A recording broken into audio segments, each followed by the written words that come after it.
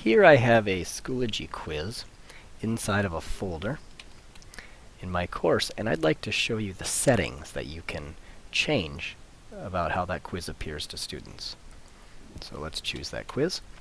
And this gives you a window with some different tabs. Settings is the second tab. And if I click that, we'll just go through these. The first thing you can do is you can put instructions in. And so you can see that I have instructions here. The next option is availability. And so the options there are to say, just let's make that quiz available or hide it, or you can make it available within a certain window of time. Let's say you only wanted it available from February 13th at 1 p.m.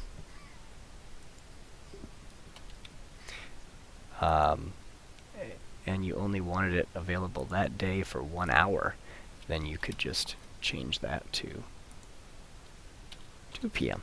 So that test is only going to be available in that specific window. The next thing, and I'll switch this back to just available now. The next thing is a time limit. And you can see that you can choose, do you want to have a time limit, yes or no? If you say yes, then you can set the number of minutes. Attempt limit. Again, here you'd have to think if it's a formative assessment, you'd probably give them unlimited or maybe, I don't know, several attempts.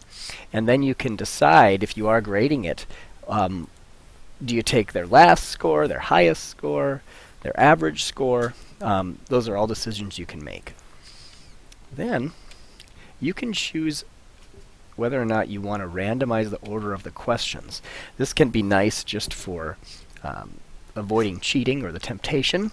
If you randomize the order, if you had 10 questions, you know, some students might see the 5th question first, and then the 10th question, and so on. You need to think about that, though. A lot of times, I know in some math tests I've made, for instance, you kind of want to scaffold the questions, but that's really a nice one, especially for summative assessments. Paging, you can choose how many questions show up on a page, and you can use page breaks even. Now when you randomize the order, that messes up your page breaks. But question review.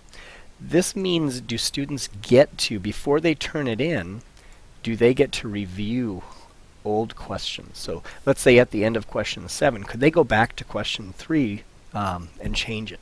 Resumable, that is just yes or no, and that means, you know, could a student start it in the school and then they don't finish that test that day, they stop, and then that evening they go back and they finish it, or the next day.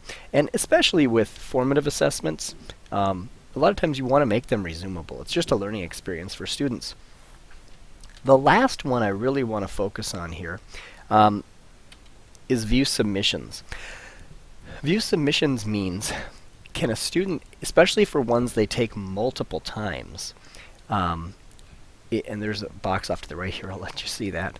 So if you say yes, that allows students to see the results. If you say no, they don't get to see the results. So they have no idea if they got 7 out of 10 or 20 out of 30 or whatever it is. Now, the last thing, if you gave students just one try at it, sometimes you might have a situation where you want them right away afterwards to see the correct answers. And that actually lets them lets them see, oh, number 3, I put B and the answer was actually D. And again, you can also, if you want, choose to hide the point values. So, in a nutshell, those are the settings that you are able to change on a quiz.